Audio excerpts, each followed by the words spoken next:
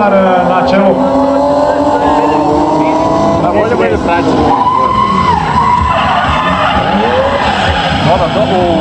Vidi, puno bolje.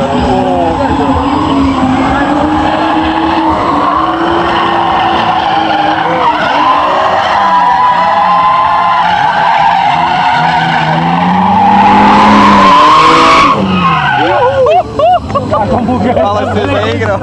Ogro si. Kako se zaigrao sa gasom? Dobro je. Svilo me čum kak je zoja, nisi? Ovo vidio čudno. Ovo je fajn.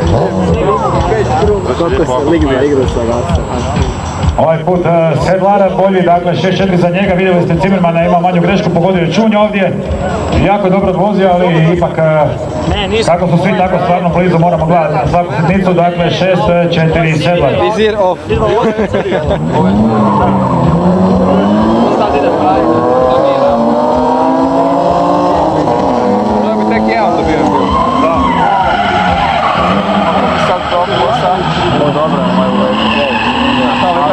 Poprati pratnju. Poprati pratnju.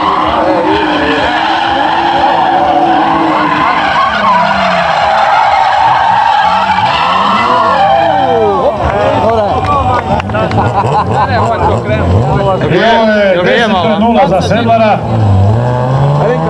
To znači da nam je Sedlar vodi sa 1-0 u finalu, ali još nije gotovo. Daj. Jebate lova, daj još. Daj. Može još jednu tučku. Čekaj, ga je malo sad? Je. Je, pa Kotač u branike, ja mislim da je bilo tako.